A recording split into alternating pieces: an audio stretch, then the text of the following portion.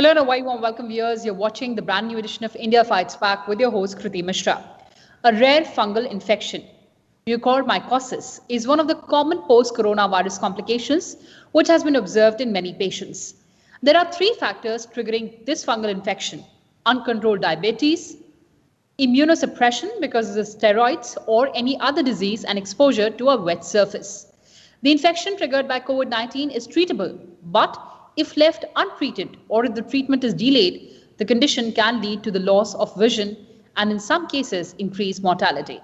So let's try and understand more about this fungal infection from our guests on the panel today. Joining me on the program, Dr. B.L. Sherwal, Director, Rajiv Gandhi Super Speciality Hospital, and Dr. Sanjay Pujari, Director, Institute of Infectious Diseases, Pune, and member of the National Task Force on COVID-19. Welcome to Rajya Sabha Television, both of you. And Dr. Sherwal, coming to you first, what is this black fungus infection? Yeah, this is not a new fungus. Actually, mucormycosis, which is very popularly known as black fungus. This is very commonly seen in the immunosuppression patient, and people are working on this.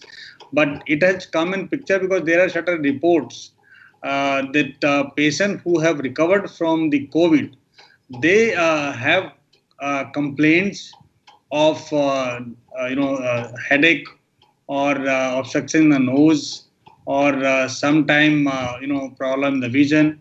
So when they were examined, and it has come to the notice that some fungus is responsible for that. And when few studies are there that in some of the cases the responsible fungal is mucormycosis. This is very severe infection can cause by mucormycosis, and if it is not treated, which you have already told, that it can lead to morbidity and mortality. So if the patient is not treated on time, the patient can die. So the easiest thing is that in the post-COVID, if there is any issue like local pain in the sinus area, or the nose, or near the eyes, so I think this is very commonly can be observed by the clinician, and it should be immediately advised the X-ray and the of course culture. It's very simple to diagnose, and if need, then one can go for the CT scan of the sinuses, and then it should be intervene. It is the medicines should be prescribed, and ideally it should be surgical intervention if needed.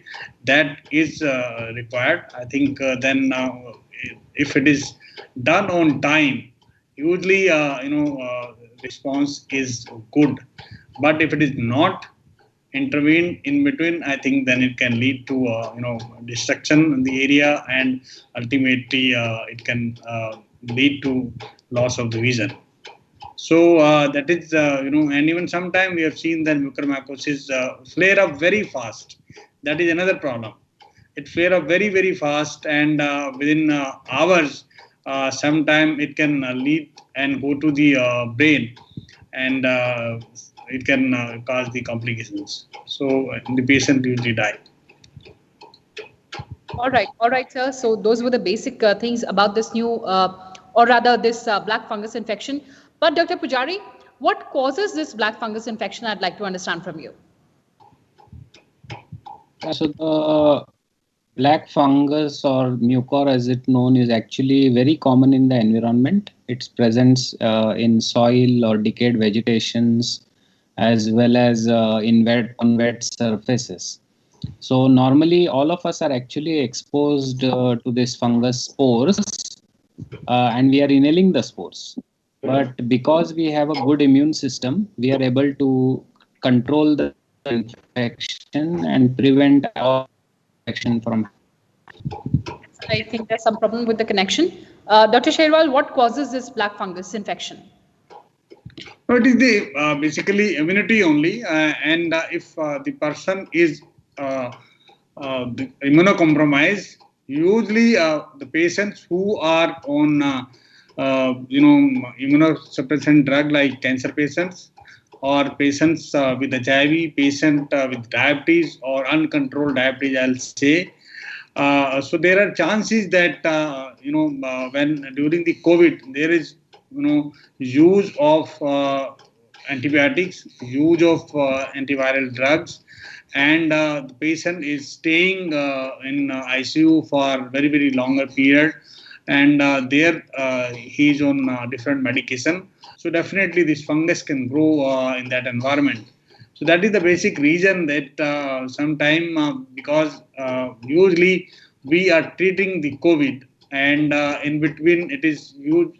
Sometime we can see that hospital acquired infections can be there. So I'll treat it like it is with a systematic. So we have to be very careful in the ICU and should avoid that no infections should be transmitted to the patients, or should not get. In spite of being very careful in the ICU, doctor and healthcare worker take all the precautions, but because the condition of the patient, because they themselves are immunosuppressant, as Dr. Pujari has said, this fungus is not a new fungus. It is commonly present in the environment, and we all inhale the spores of these fungus, but it is controlled usually by our good immune system, and it is cleared. But when the immune system is not up to the mark, definitely they can win the race. So that is the very simple thing, that in the immunocompromise, they can cause the infection and they are very lethal. So because they progress aggressively. All right, Dr. Pujari is back with us. Dr. Pujari, you were telling us about the reasons or the factors that cause black fungus infection. Yeah, so the major factors that are associated with risk for developing mucormycosis is immunosuppression. That means you should have a lower immunity when you get exposed to the fungus, and your immune system is incapable of destroying or controlling the fungus. So essentially, people with diabetes who have very high levels of sugars, people who are exposed to steroids, people who are having cancers, people who receive organ transplants, HIV. These are some of the risk factors. In the COVID scenario, predominantly the risk factor seems to be very high levels of sugar, as well as use of steroids. Steroids not only cause immunosuppression, they also increase the levels of the sugar, amplifying the sugar effect on development of this fungus. As far as the symptoms of mucormycosis is concerned, it can start very innocuously, initially very mild facial pain or maybe fever, and then you may have nasal obstruction, sinusitis, nasal blockages. Then subsequently, as the fungus spreads, and it can spread very rapidly, it can erode the bone, it can go across compartments in the facial zone. It can enter the orbital cavity, which has our eyes, that can cause redness of the eyes and sometimes swelling of the eyes and even bulging of the eyes. If it is still uncontrolled, not treated at that stage, you can have further progression of this into the brain as well. And in the brain, once it gets involved, you may develop symptoms of stroke or symptoms associated with the injury to the brain or clots in the brain. So these are essentially the symptoms which you are seen with this form of mucormycosis. We call this as mucormycosis, which involves the sinuses, the eyes and the brain, rhino-orbital-cerebral. And this is common in diabetics, and this is the most common form of mucormycosis that we are seeing in the post-COVID scenario. I think it's not COVID, it's use of high dose steroids and sugar which is causing this problem. Right, but Dr. Sherwal, since it has been reported widely now in the media, now there are questions that who is likely to get infected or who is more vulnerable?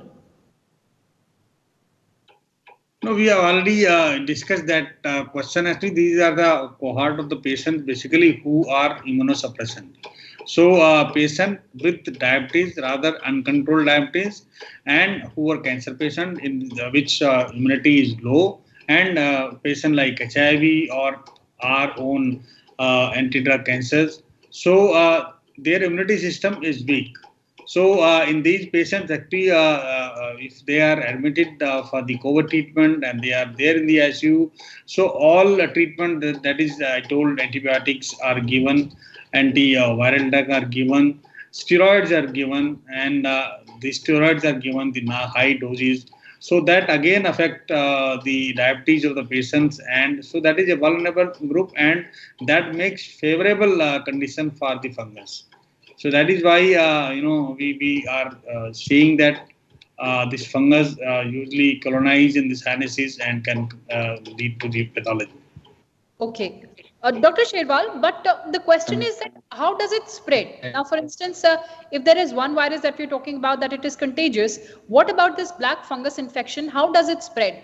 What are the preventive measures that people need to take? The preventive measure is, not to give that conducive environment to the fungus. So if we can have control over the diabetes of the patients, and if they are taken care of other drugs which has been given to them, and that we give in a moderation, so that and to catch hold of the infections early.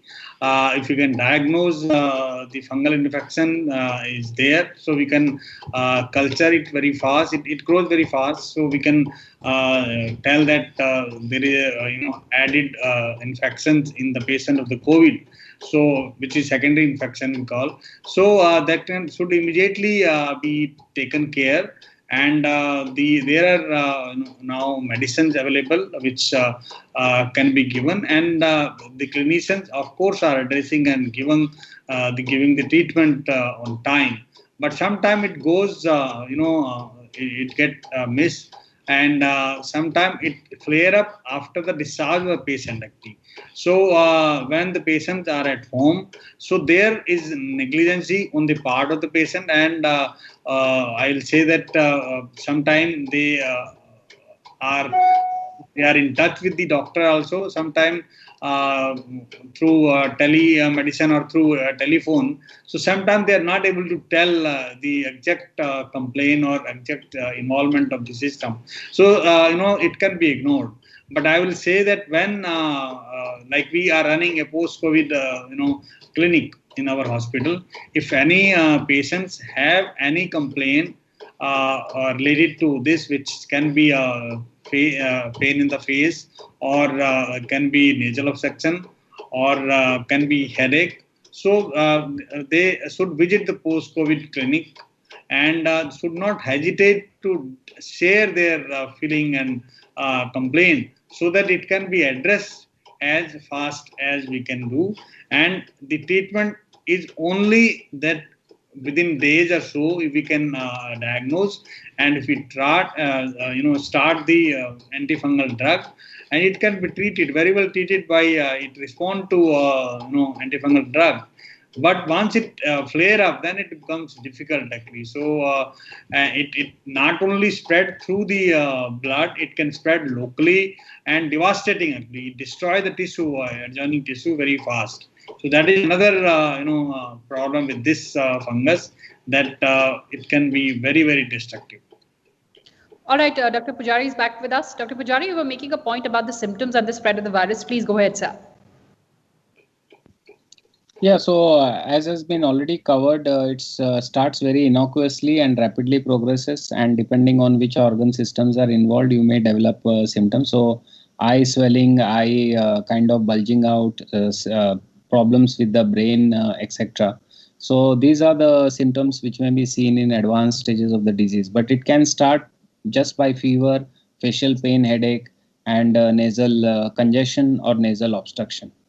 One of the important things I need to emphasize here is from the perspective of how to really try and prevent this issue. One of the things that we have commonly seen in our patients who develop mucormycosis after going home is that they continue to be on steroids, and their sugars with underlying diabetes, and then their diabetes is not monitored at home, and then when they present to us, they have very high sugar levels. So there are two things here. One is there is should not be continuation of steroids at home. Steroids should be given at a very, for a short duration in COVID-19. There is no benefit beyond 10 days of giving steroids, and patients should not be discharged home on steroids, particularly if they have diabetes. And if for some reason steroids are continued, then they should be monitored very strictly for sugar control, and sugar should be controlled. This is the best way to prevent developing mucormycosis. All right. As you were talking about steroids and as we were also discussing about antibiotics, now, Dr. Sherwal, since many people are worried about possible or actual COVID-19 symptoms and are alarmed by global reports about the pandemic, they have turned into buying antibiotics without seeing a healthcare worker or without seeking a medical advice. What is your advice to such people? See, already we are already struggling the overuse or misuse of the antibiotics before the COVID. But now with the era of the COVID, this is now it is so commonly overutilized. Not only home, even in the hospital setting, the antibiotics in majority of the patient not required to treat the COVID. Only if we suspect that there can be some superadded infections, or to avoid the superadded infections, sometimes the clinicians, if they think that it is needed, then only it can be given to around 10-15% of the patients. But in majority of the patients, the antibiotics are not required, and not at all in the home setting, which normally people are used to. They once they have one type of prescription for a patient, it is usually circulate in the mohallas and in the village and in the city sometimes that yes, this is the standard medicine, and you go and get the medicine and take it. Moreover, if the antibiotic course is, let us see, for 3 days or for 5 days or for 7 days, sometimes they go on for longer period. This is a very common phrase that kya farak padta hai, 2 din aur le lete hain. So rather, it is harmful, and instead of benefiting, it is going to harm the person. And at large, the antibiotic resistance development is not only harming the people now. Think of the future that the antibiotic is the very precious commodity. And if we will not save it for our future generation, then the common ailment will be killing masses actually, like UTI or even simple pus or toothache. So small things which can be cured by the antibiotics will not be able. We may have elaborate treatment for so many various things like heart transplant or so many advanced surgery, but it will not be of any use because there will be no antibiotics to cover. And so that is why we have to be very, very cautious while using the antibiotics. And as Dr. Pujari has very rightly told, particularly steroid, it should not at all be given for COVID treatment outside the hospital setting, because it is not the steroid treatment. It is important that when it should be given and how much it should be given, for how long it should be given. So that is very, very important actually. Otherwise, if you start just going on the counter and asking for the tablet of the steroid and treating the patients themselves or the near and dear, so it is going to harm the patients and the society at the large. Absolutely, sir. But Dr. Pujari, as we are hearing about this new fungus infection and there are several media reports, I'm sure the social media is also flooded with all sorts of information. What is your word of caution to the people in these unprecedented times? Yeah, so as we know, COVID-19 is a pandemic, but the worst part of COVID-19 is it's also an infodemic. There is a lot of information going on in social media, and not all of them are true. Many of them are rumors, and they spread more rapidly than perhaps even the virus that is spreading in the community.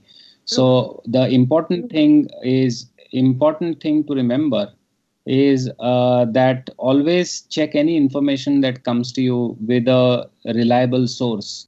Never rely on information that comes on social media, even if it is quoted as somebody saying it. Always check it with a reliable source. There is, of course, no need to panic. I think the epidemic of I would not even call this as an epidemic. It's still a small kind of outbreaks that we are seeing is highly preventable by good use of steroids, appropriate use of steroids, and monitoring sugars. These are the two major things which have gone haywire in the COVID-19 pandemic. This has to be regulated, and people as well as the medical professionals have to rationally use steroids as well as monitor blood sugar levels, control blood sugar levels. And then this epidemic, or not an epidemic, but the risk of this infection will substantially go down. It is not a disease of normal hosts. When we talk about steroids, when we talk about diabetes, controlled diabetics don't get this. Very rarely they get this. If it's only uncontrolled, you get it. So don't control your diabetes, restrict steroid use, and the risk of infection is negligible.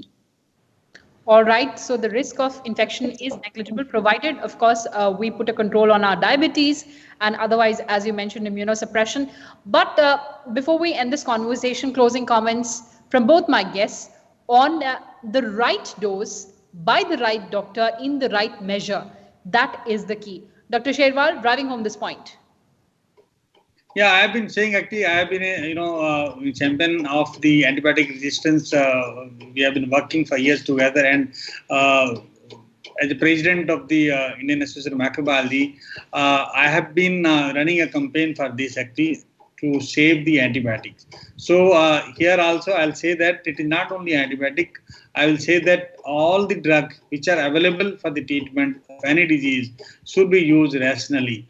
Should never be misutilized or should never be overused. So no overuse of antibiotics or otherwise any other drugs. Dr. Pujari, your closing comments to the people and your message to the people. My message is more for medical professionals, and that message is steroids. Use it in the right patient, in the right dose, at the right time, for the right duration. If you are able to do it, then that is where you are going to really contribute significantly to preventing this epidemic. But Dr. Pujari, you also said that let's not panic. Now, this is already an unusual time, and given another addition to already existing COVID pandemic, this black infection certainly is going to send jitters across.